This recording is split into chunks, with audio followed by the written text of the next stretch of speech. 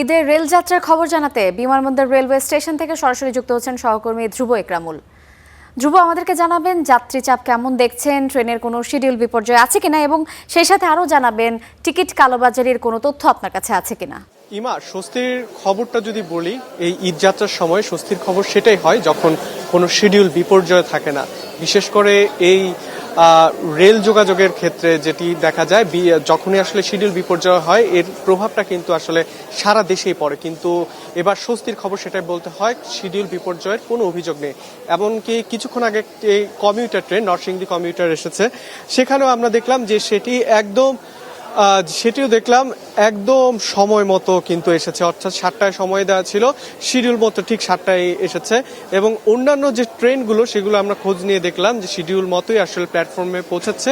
তো সেই জায়গা থেকে আসলে যারা যাত্রী রয়েছেন তাদের থেকে কোনো ধরনের কোনো অভিযোগ নেই।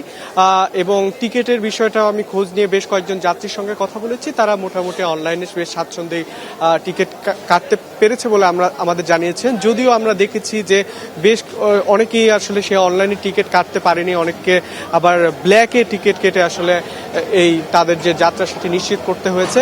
এছাড়া চাপের কথা যদি বলতে হয়, চাপ আসলে সেভাবে এই রেল স্টেশন অর্থাৎ বিমানবন্দর রেল স্টেশনে আমার চোখে পড়ছে না। সন্ধ্যার কিছুক্ষণ পর এখন যদিও আরো কিছুদিন বাকি আছে ঈদের, তো সেক্ষেত্রে দেখা যাচ্ছে যে যাত্রী চাপ যেটি যে একটি হয় যে রেলযাত্রায় আমরা দেখি যে একদম ছাদ পর্যন্ত আসলে যাত্রীদের উঠতে হয়, সেই রকম চিত্র আসলে এখনো হয়ে ওঠেনি। তবে সবকিছু মিলে যদি বলতে হয় যে একটি স্বস্তিদায়ক ঈদ যাত্রা হতে যাচ্ছে এই ট্রেনে। আমি বলছিলাম যে কোনো শিডিউল বিপর্যয় হচ্ছে না। এই 11 সিন্দুর যে ট্রেনটি, সেই 11 সিন্দুর এক্সপ্রেস সেটি এখন পৌঁছাচ্ছে। সেটি সময় দেওয়া আছে 7:13 প্ল্যাটফর্মে, এবং আমি সময়টা এখন একটু দেখে বলতে চাই, সেটি হচ্ছে 7:15, অর্থাৎ মাত্র 2 মিনিট। সেটি আসলে কিছুই নয় বলা চলে। এই শিডিউল বিপর্যয় আসলে নেই, সেটি সবচেয়ে স্বস্তির খবর আমি বলছিলাম।